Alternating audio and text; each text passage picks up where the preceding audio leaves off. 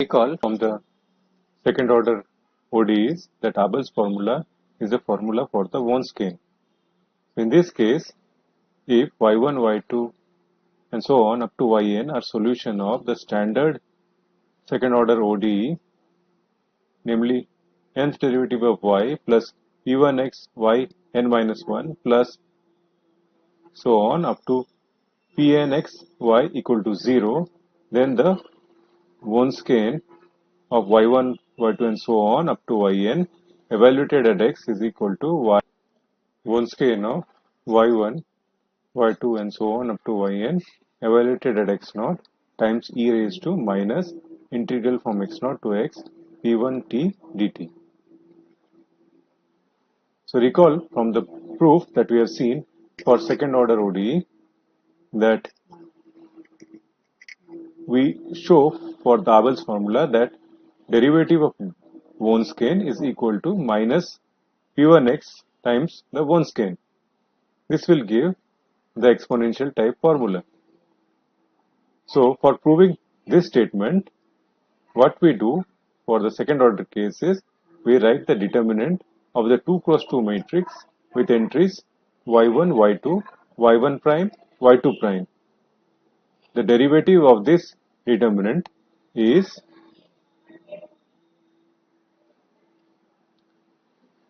in the first term we take the derivative on the first row, and in the second term we take the derivative on the second row. Because of the formula of the Wonskian, this is what we get. So the derivative of the Wonskian will be these two terms.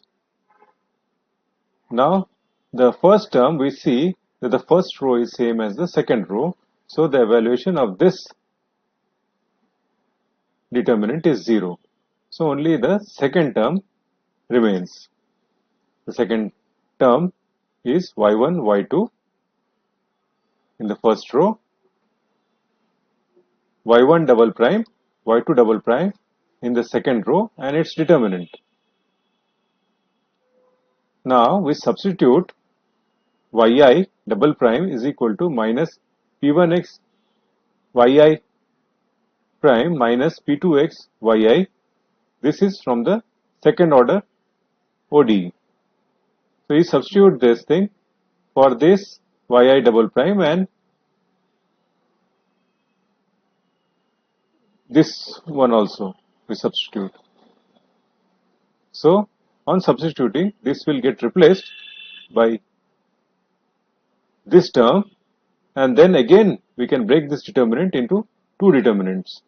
So we have this determinant with entries y1, y2 minus p1x y1 prime minus p1x y2 prime and plus determinant of y1, y2 p2x y1 p2x y2. Here again the second row is a multiple of the first row, so this term will give 0, so only the first term survives. And here I can take the minus p1x common, and what is left over here is the Wonskian. So we get the formula, namely Wonskian derivative is equal to minus p1x times the Wonskian. And thus the claim is proved for the second order case. The same thing we do for the nth order. So the derivative of the Wonskian of y1, y2 and so on up to yn is the sum of the n determinants. Just like this, we had it was the sum of two determinants. We have it to be sum of n determinants with the derivative being taken in the first row in the first one, second row for the second one, etc. Just like here, the first term we had the derivative on the first row, then the second term we had the derivative in the second row. So there in the third determinant we'll have the derivative in the third row and so on. So what will happen is, except for the last determinant, all other determinant will have value 0, because in all of them two rows will be identical. Just like here, the last, except the last one, the others had determinant 0. So this contributed to 0 because they had two identical rows. Similarly, in the nth order case, we will have, except for the last one, all other determinants will have two rows having identical entries. So those determinants will be 0. Only the last determinant will survive. In the last determinant, we make the substitution. Nth derivative of yi is equal to minus p1x yai nth minus 1th derivative minus p2x n minus 2 derivative of yi minus and so on minus pnx yi. See, this substitution we had made for the second order also. This we had substituted for this y1 double prime and y2 double prime. So similarly, in the determinant, the last where yi nth derivative occur, there we make this substitution and we expand it. Once again, all but one vanishes and the non-vanishing one gives minus p1x times the Wronskian. Just like when we made the substitution here, we get all this term 0 and only one of them survived, and there we get minus p1x times the Wronskian. Similarly, we get here minus p1x times the Wronskian. So this is the result because we took the derivative of the Wronskian and we got it to be minus p1x times the Wronskian. So we have the claim here. This claim has been proved now. From this, we also infer that for the solutions of linear homogeneous DEs of nth order, the Wronskian is either never 0 or identically 0 because it is of the exponential form. So if this constant is 0, then it will be identically 0, the Wronskian, and if the Wronskians evaluated at x0 is not 0, then the Wronskian will not be 0 at any point.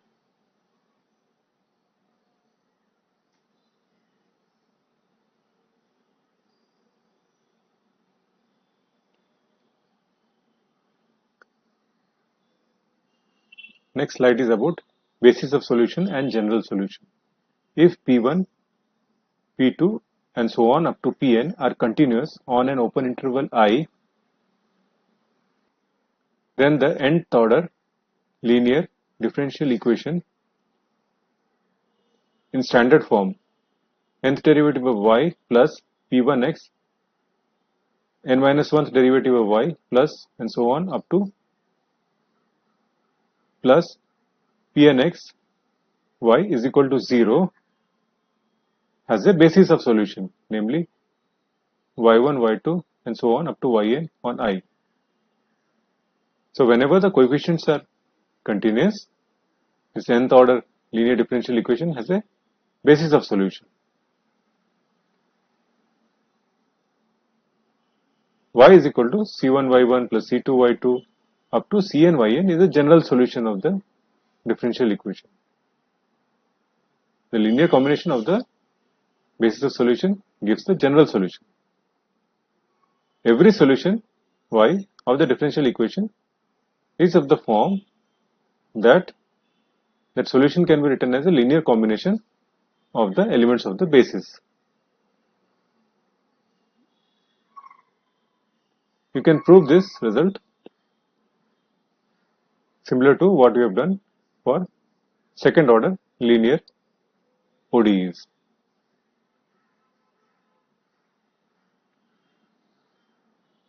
Now consider non-homogeneous nth order linear ODEs.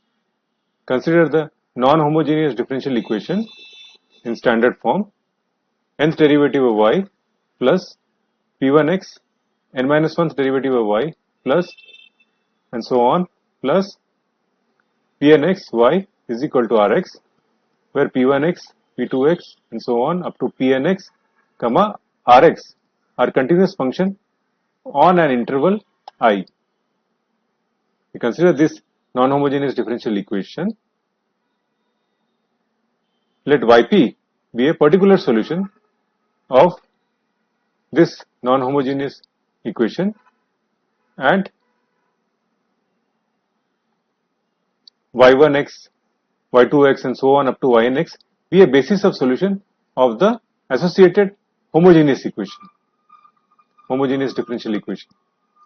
Then the set of solutions of the non-homogeneous equation, that is the general solution of non-homogeneous equation, is c1y1 plus c2y2 up to plus cnynx plus ypx, where c1 and so on up to cn belongs to R. So the general solution of the non-homogeneous ODE is the sum of the general solution of the homogeneous ODE plus the particular solution. The summary is, in order to find the general solution of the non-homogeneous DE, we need to get the general solution of the corresponding homogeneous differential equation, and we have to get one particular solution of the homogeneous DE.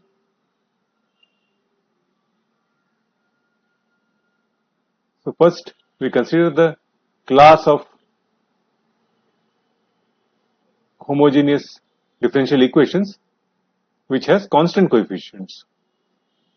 Consider nth derivative of y plus p1, n minus 1th derivative of y plus plus pny is equal to 0, where p1 comma comma pn are in R. So p1, p2 up to pn are constant. Consider this nth order homogeneous linear ODE with constant coefficients. Suppose e raised to mx is a solution of this equation. Then on substituting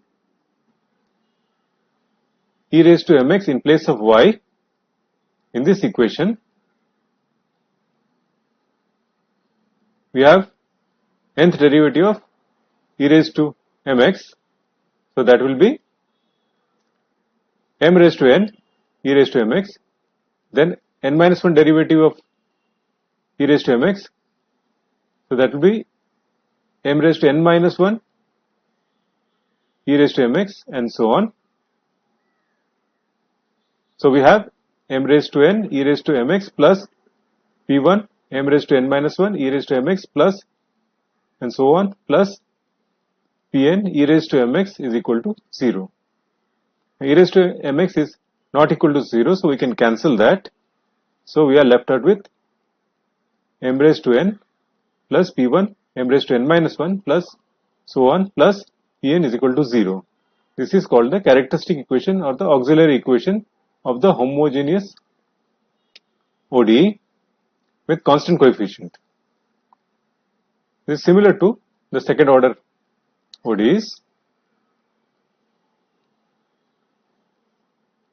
Now this characteristic equation,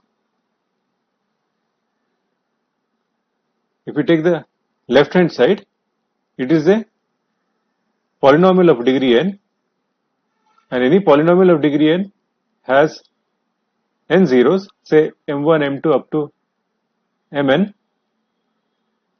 some of which may be equal, and hence the characteristic polynomial can be written in the form bracket m minus m1 bracket close bracket m minus m2 bracket close multiplied by multiplied by bracket m minus mn. So there m1, m2, mn can be complex numbers also.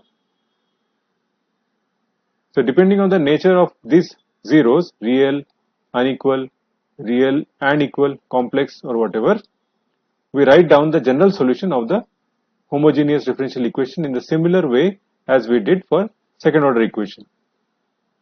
We take this example, find a basis of solution and the general solution of the differential equation, third derivative of y minus 7y prime plus 6y equal to 0. So the auxiliary equation or the characteristic equation is m raised to 3 minus 7m plus 6 equal to 0. If we solve this, we get the roots to be 1, 2, minus 3. So if it is a cubic, how to get a hint from the equation as to what will be the roots?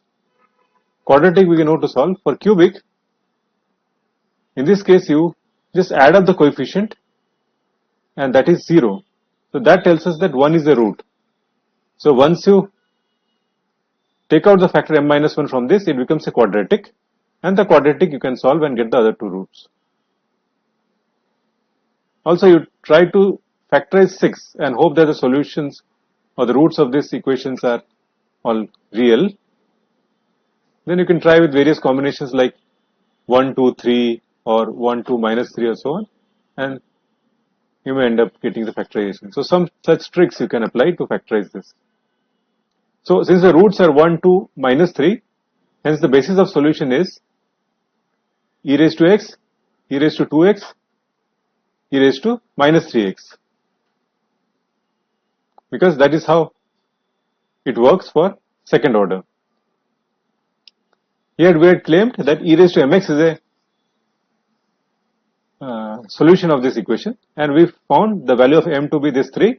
So we just replace m by these numbers and we get the solution, and we know they are linearly independent because the ratios are not constant. So the general solution will be linear combination of these 3.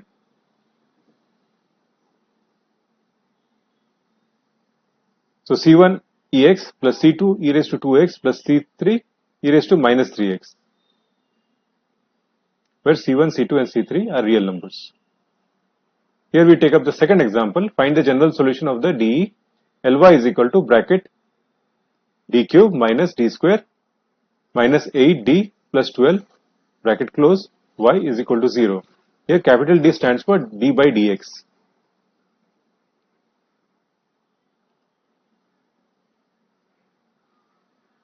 So d3 of y means the third derivative of y, d2 of y means the second derivative of y, and so on. D of y is the derivative of y, and 12y is 12 into y.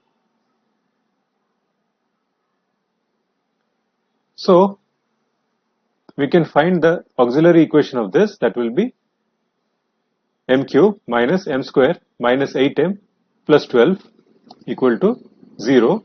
So you can factorize this. Again, you can use some trick to factorize this. You can look at 12. It should be the product of all the roots here, and from that you can guess what will be the possible factors if you hope that all the roots are real, and it turns out that the roots are 2 with multiplicity 2 and minus 3. So you can factorize it in this way. So from these roots we know that the basis of solution will be e raised to 2x, x e raised to 2x and e raised to minus 3x. See, since the root 2 is with multiplicity 2, we write e raised to 2x, and the second time we multiply an x to e raised to 2x. The same trick we did for second order linear differential equation with constant coefficient. Whenever the roots were repeated, we took one of the root as e raised to mx, and the second was x times e raised to mx. Thus the general solution is of the form C1 e raised to 2x plus C2 x e raised to 2x plus C3 e raised to minus 3x. You can see all these three are linearly independent because the ratio is not constant. Here again C1, C2 and C3 are real numbers. Here are two more examples. The first example is Ly is equal to d raised to 6 plus 2 d raised to 5 minus 2 d cube minus d square of y is equal to 0. So you can find the auxiliary equation here and try to find the root. You can see that m square is a factor of the auxiliary equation. If you divide the auxiliary equation by m square, it will be a fourth degree equation, and you can see the coefficient add up to 1.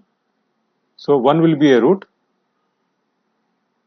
So if you divide the auxiliary equation by m square times m minus 1, then the resultant equation will be a cubic equation, and it turns out that it is of the form m plus 1 cube, and so you can say that minus 1 is a multiple root with multiplicity 3. So you have the roots of the auxiliary equation to be 0 with multiplicity 2, minus 1 with multiplicity 3, and 1 with multiplicity 1. So the general solution is C1 plus C2x plus C3 e raised to x plus C4 e raised to minus x plus C5 x e raised to minus x plus C6 x e raised x square e raised to minus x. This is the general solution of the homogeneous ODE. Here, since e raised to minus x is a solution of the homogeneous ODE corresponding to the root minus 1 of the auxiliary equation, and minus 1 is multiplicity 3. So from that we get the solutions, the linearly independent solutions corresponding to the root minus 1 as e raised to minus x, x e raised to minus x, and x square e raised to minus x. So you multiply by x to e raised to minus x to get another linearly independent solution, then you multiply another x to it, so you basically multiply by x square to e raised to minus x to get another linearly independent solution. So if the multiplicity would have been 4 for a particular root, then you would have multiplied by another x. So the fourth linearly independent solution corresponding to that root with multiplicity 4 would have been x cube times e raised to that root times x. So very similar to what you do for second order linear differential equation with constant coefficient. Here is another example. Find the general solution of fifth derivative of y minus 9 fourth derivative of y plus 34 third derivative of y minus 66 second derivative of y plus 65 y prime minus 25y is equal to 0. So here you can try to factorize the characteristic polynomial of this. You can use various tricks like sum of the coefficients and various other ways, and finally you can factorize it, and from this you realize that the roots of the characteristic polynomial are 1, 2 plus minus iota, and this 2 plus minus iota each is a multiplicity 2. So the general solution will be corresponding to this one, we have C1 e raised to x, then corresponding to 2 plus minus iota with multiplicity 2, we have C e raised to 2x cos x plus C3x e raised to 2x cos x plus C4 e raised to 2 sin x plus C5x e raised to 2x sin x. So this x gets multiplied because they are of multiplicity 2, similar to the second order ODE with constant coefficient.